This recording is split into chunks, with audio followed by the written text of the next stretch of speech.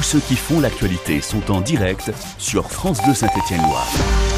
Il est 8h32, on vous retrouve, Emeline Rochdy, avec l'invité de France Bleu Matin. Nous recevons aujourd'hui le président de Sam-Outillage, Frédéric Champavert. Bonjour Frédéric Champavert. Bonjour. Et bienvenue à France Bleu Saint-Étienne-Loire. Alors Sam-Outillage, c'est boulevard Thiers. On le voit quand on remonte le boulevard, par exemple en direction de Jules Janin, juste au niveau du passage à niveau. Il y a l'entreprise, toujours là, toujours en pleine forme. Mais derrière, vous aviez des locaux donc vides, donc côté boulevard rue des Aciéries et rue Barouin. Et là, donc, vous montez le Sam Center, ouverture en septembre 2019. Pourquoi ce Sam Center? Pourquoi cette zone d'activité? Alors tout d'abord parce que nous voulons continuer à asseoir et à développer la notoriété de notre marque sur Saint-Étienne. C'est pour ça que nous avons souhaité l'appeler Sam Center, pour faire en sorte que de plus en plus de Stéphanois utilisent les outils fabriqués ici à Saint-Étienne depuis plus de 100 ans. Mais en même temps, vous faites venir un brasseur, vous faites venir une boulangerie, une salle de sport. On voit pas trop le lien avec l'outillage. Non, mais c'est tout simplement pour attirer du monde. Et nous avons souhaité aussi avoir des partenaires qui partagent un peu le même genre de valeurs que nous avons, nous, sur Saint-Étienne, depuis maintenant bientôt 100 ans. C'est-à-dire des gens qui sont artisans, qui travaillent et qui ont des valeurs à développer et à exposer dans tous les métiers qu'ils font. Et c'est un projet que vous avez dans la tête, comme votre cousin qui partage la direction de l'entreprise, depuis que vous êtes arrivé justement à la tête du groupe? Oui, alors effectivement, avec Olivier Blanc, nous dirigeons cette entreprise depuis maintenant 7 ans. Entreprise familiale créée par notre arrière-grand-père en 1906, forge stéphanoise à l'époque. D'ailleurs, pour venir dans vos locaux, je suis passé par la promenade François Blanc.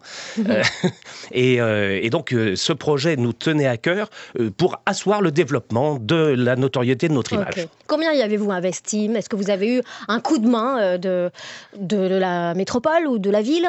Non, le coup de main de la ville, nous l'avons eu par l'accompagnement des travaux que nous allons faire, et des permis de construire que nous avons dû déposer pour se faire.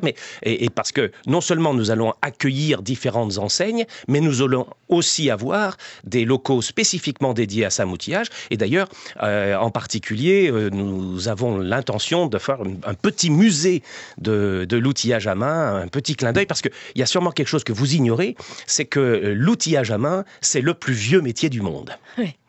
Au moins ça c'est dit. 8h35, notre invité ce matin, Frédéric Champavert, le président de Sam-Outillage. Mais donc ça fait combien de millions d'investis pour Sam-Outillage? Ça fera à peu près 4 millions d'euros d'investis. Ce seront les actionnaires familiaux qui investiront cette somme, parce que ce que nous souhaitons, c'est justement laisser la possibilité à Sam-Outillage de garder toutes ses capacités pour développer son opérationnel. Parce qu'on a beaucoup de projets pour Sam-Outillage. Et alors, une fois que le projet est en route, c'est compliqué de remplir, de faire venir?